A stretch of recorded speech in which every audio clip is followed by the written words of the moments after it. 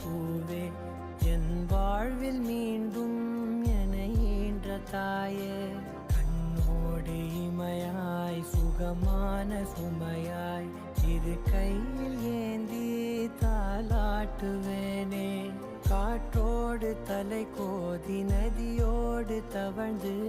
உயிரோடு உயிராக உறவாடும் அழகே பனியோடு விளையாடி மலரூஞ்சலாடி தரை வந்து தமிழ் பேசும் இரு கால் வெண்ணிலவே சிறகா